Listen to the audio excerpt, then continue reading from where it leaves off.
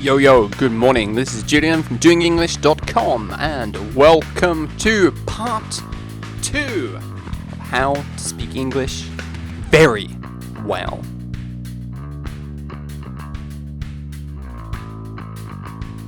So in yesterday's part number 1, I gave you a tip for speaking English very well. It may have been a little bit unconventional in that it's not the kind of tip most people expected. Find a better role model. Have you done that? Did you leave a comment? I know many people did.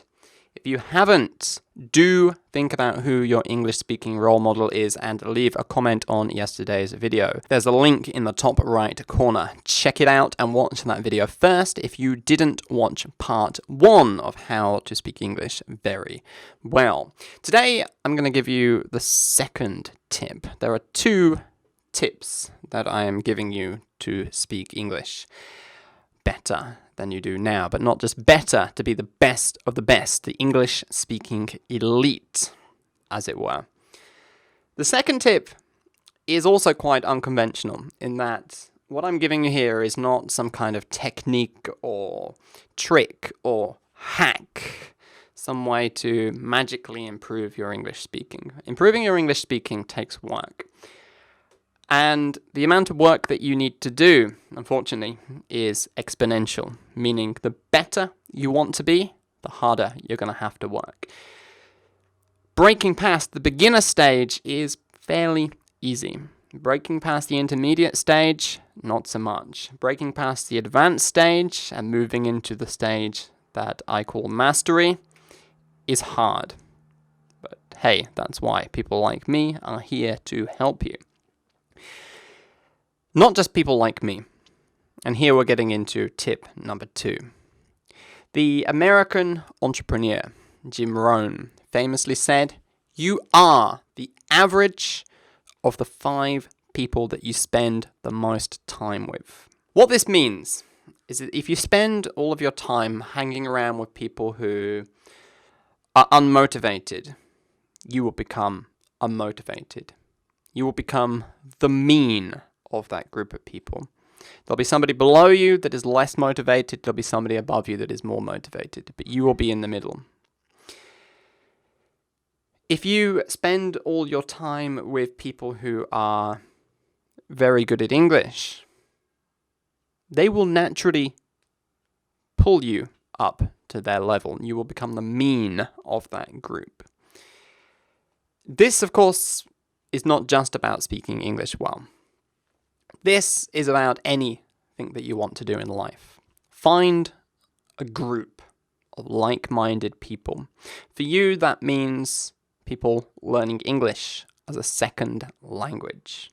But not just people learning English as a second language. People who are at an extremely high level. Now, you may argue that, well, if you're going to be with people who are really good at English, you should be with native speakers. And whereas, yes, that is true in a sense, as I talked about in the previous video, native speakers aren't necessarily that good when it comes to speaking a language. Yes, they speak the language fluently. Yes, it is their native language. But no, that does not necessarily mean they are good at using the language effectively in their lives. Plus, they don't have empathy for the situation that you are in, unless they're someone like me who has learned a second language and perhaps teaches a second language. But then, hey, it's still not the same as being someone who is in exactly the same situation as you.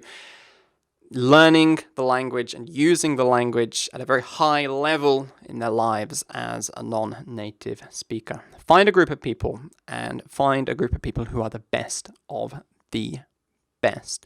To give you an example of this and to really impress onto you how important I believe this to be, I am a member of several groups for academic work, for research, and for business and all kinds of things. I, to be perfectly honest, am the kind of person quite happy to sit at home by himself all day, never go out, never see people. But I learned the hard way that that is not the best way to get things done fast and effectively. I spend a lot of money each month to be part of a paid mastermind style group for business, because that investment pays itself back hundreds of times for me. Because being part of that group, again, the level of the people, they are much, much higher than me. I am the stupid person in the room, which is fantastic. That is the position you want to be in. Always aim to be the stupid person in the room, because then they pull you up to their level. Same with English, same with languages. Find a group of people who you can share the experience of learning English with, but not just people who are just learning English. It's got to be people who are the best, highly motivated, very high level, very successful. Being around people who are kind of, English, it's alright, I guess. Maybe I'll study one day. Let's go check Facebook. If you're around that sort of person, then you won't get very far very fast. So, that then is part 2, how to speak English very well. Again, these 2 tips may seem slightly unconventional, not what you expect. First of all, find a role model. And second, find a group of people to work with who are the best of the best. And you've probably noticed that these tips overlap somewhat, and they are quite similar in that they are both very much focused on being with or around or modeling people who are outstanding.